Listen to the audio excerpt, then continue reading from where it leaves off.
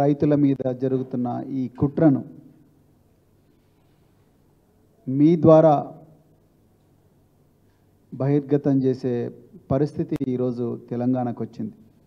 మిత్రులారా, దయచేసి తెలంగాణ ప్రజలందరికీ కూడా నేను చేతులు జోడించి ఈ సందర్భంగా రిక్వెస్ట్ చేస్తున్నా. తెలంగాణ రైతుల మీద, తెలంగాణ రాష్ట్రం మీద మళ్ళొకసారి కుట్ర జరుగుతున్నది. మీరు గూగుల్ సెర్చ్ ఇంజన్లో పోయి ప్రపంచంలో అతిపెద్ద ఎత్తిపోతల పథకం ఏది అని చెప్పి మీరు సెర్చ్లో టైప్ కొట్టండి. Please type in Google as to which is the world's largest lift irrigation scheme. By default you will get the Kaleshwaram lift irrigation scheme. That is Telangana, that is the dream of Honorable Sri KCR garu. 81,000 కోట్ల రూపాయలతో కేంద్ర ప్రభుత్వ సహకారం లేనప్పటికీ కూడా ఒక ప్రపంచంలోనే అత్యంత అద్భుతం, దాన్ని లిఫ్టింగ్ ద రివర్ అంటారు. ఆ లిఫ్టింగ్ ద రివర్ లాంటి ఒక గొప్ప అద్భుతాన్ని సృష్టించిన మరి కేసీఆర్ గారు కాళేశ్వరం ఈ తెలంగాణ జాతికి కాదు భారతదేశానికంతా ఇచ్చారు.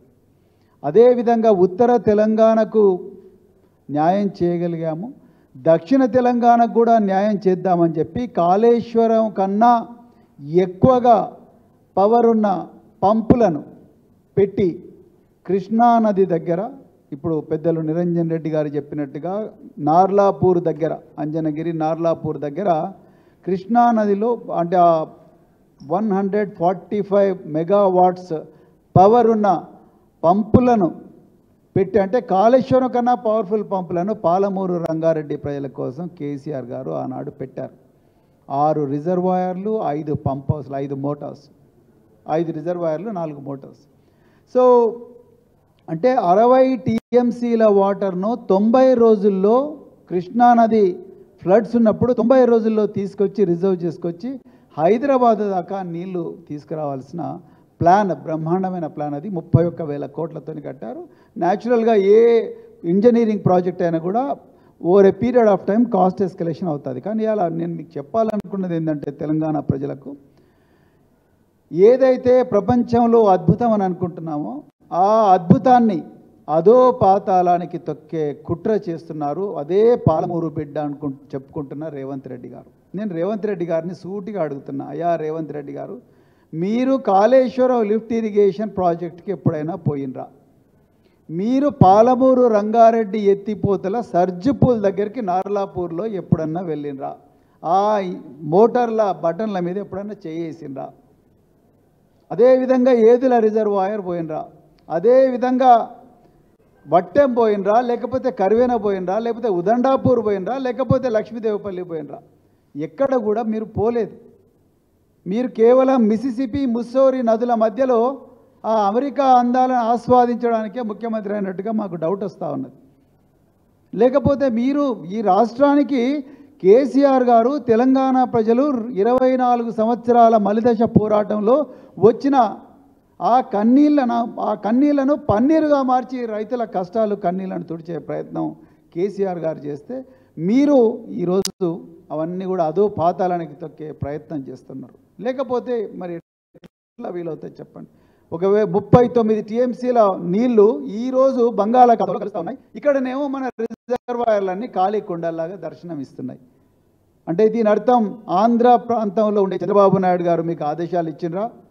మీరు చెప్పాలి ఈ విషయం. ఎందుకంటే 2016లో ఉమాభారతి గారు కేంద్ర జలవనరుల శాఖ మంత్రిగా ఉన్నప్పుడు ఆంధ్రప్రదేశ్ విభజన చట్టంలో డిండి, అదేవిధంగా పాలమూరు రంగారెడ్డిలు ఉండకూడదు అని చెప్పి ఆ రోజు కుట్ర పన్నింది ఈరోజు ఆంధ్రప్రదేశ్లో ఉన్న ముఖ్యమంత్రి చంద్రబాబు గారు కాదా? ఆ రోజు కేసీఆర్ గారు వీరోచితంగా విత్ డేటా పోట్లాడితేనే కదా ఆ రోజు మనకు రిలీఫ్ వచ్చింది. ఆ రోజు మరి పాలమూరు రంగారెడ్డి, అదేవిధంగా డిండి లిఫ్ట్ ఇరిగేషన్ స్కీమ్.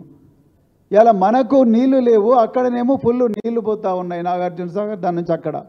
మరి మీ కాంగ్రెస్ ప్రభుత్వం 2006లో స్టార్ట్ చేసిన ఎస్ఎల్బిసి కెనాలు ఇప్పటి వరకు కూడా కంప్లీట్ కాలేదు.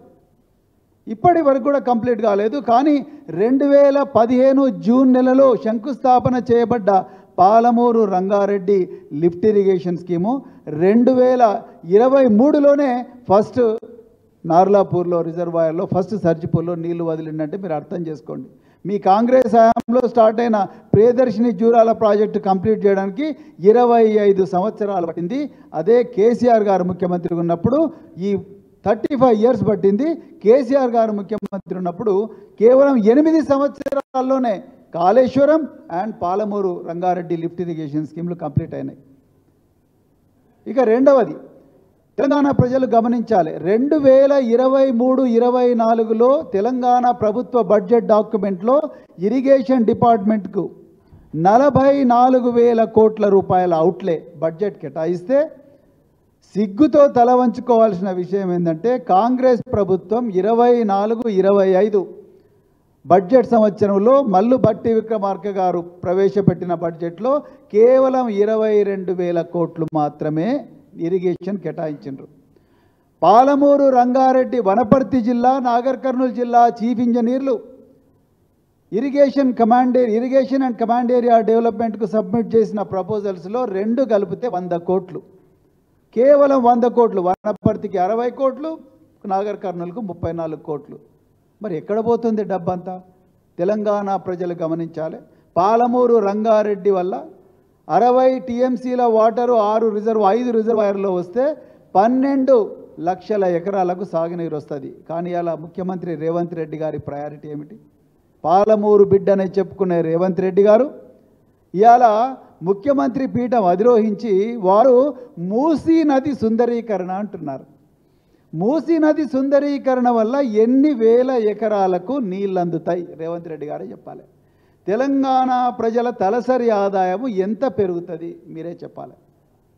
1,50,000 కోట్లు అన్నాడు ఫస్ట్, తర్వాత 1,00,000 కోట్లు అన్నారు, తర్వాత 1,50,000 కోట్లు అన్నారు. ఇలా పాలమూరు రంగారెడ్డి అంత కష్టపడితే ఒక 20,000 కోట్లు పెడితే మొత్తం డిస్ట్రిబ్యూటరీ సిస్టమ్ కూడా కంప్లీట్ అవుతుంది. కానీ ముఖ్యమంత్రి గారు ఒక్కరోజు కూడా దాని దగ్గర పోలేదంటేనే you can easily understand where his priorities are lying. His priorities are lying in Hyderabad. His priorities are lying on the right bank and left bank of the Musi River, which is totally occupied by so many people, so many land sharks.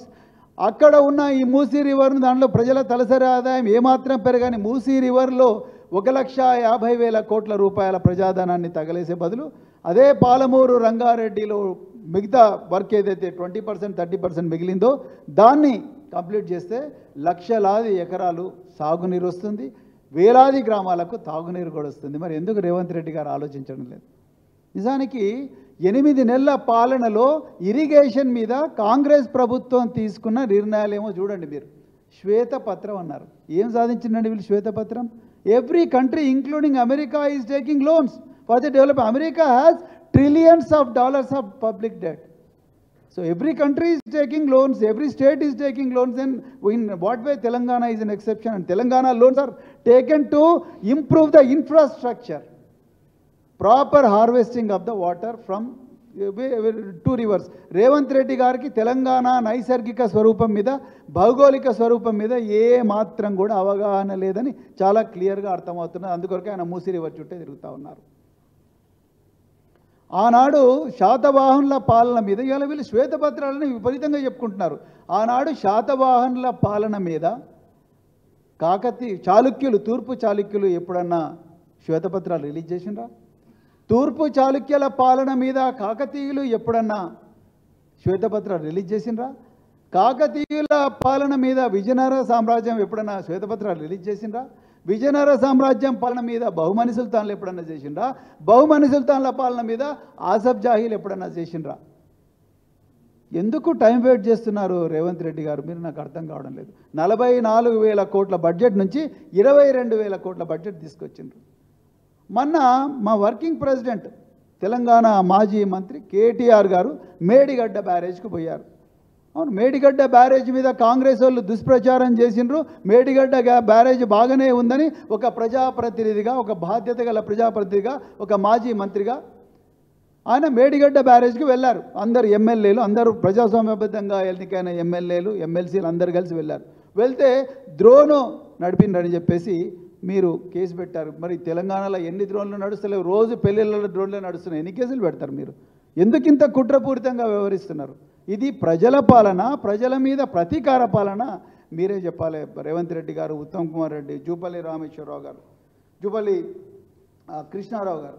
So ఈ విధంగా మీరు ప్రజల మీద, ప్రజాప్రతినిధుల మీద ప్రతీకారం తీర్చుకోవడానికే చేస్తున్నారు. ఇంకొకటి, ఇప్పుడు లిఫ్ట్ ఇరిగేషన్ అంటే పవర్ ప్రాజెక్ట్స్ కట్టాల్సిందే. మరి ఉత్తర తెలంగాణలోనే ఎన్టీపీసీ రామగుండ ఉన్నాయి.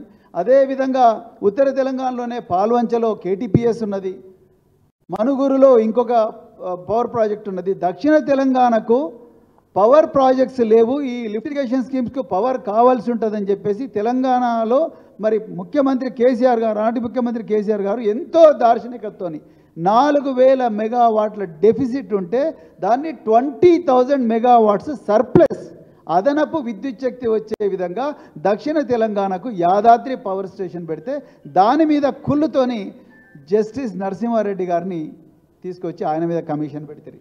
అంటే మీరు ఏం ప్రూవ్ చేయాలనుకుంటున్నారు? అంటే ఎందుకు ఇంత కోపం మీకు?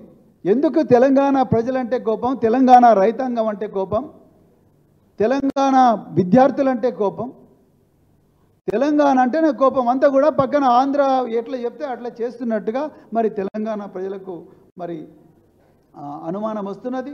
అందుకొరకే ఈ ఎంటీ అయిన ట్యాంక్స్ ఏవైతే ఇప్పుడు పెద్ద నిరంజన్ రెడ్డి గారు చెప్పినట్టుగా ఈ ఎంటీ అయిన ట్యాంక్స్ అన్నీ కూడా తప్పనిసరిగా మరి ప్రత్యేకించి వట్టెం, అదేవిధంగా ఏదుల, అదేవిధంగా మరి నార్లాపూర్, ఈ మూడింటిని కూడా చేయాలి. ఇవన్నీ కూడా ఆపరేషనల్ అని సెప్టెంబర్ 2023లోనే మరి ఆనాడు నాటి ముఖ్యమంత్రి కేసీఆర్ గారు, సింగిరెడ్డి నిరంజన్ రెడ్డి గారు డెమాన్స్ట్రేట్ చేశారు.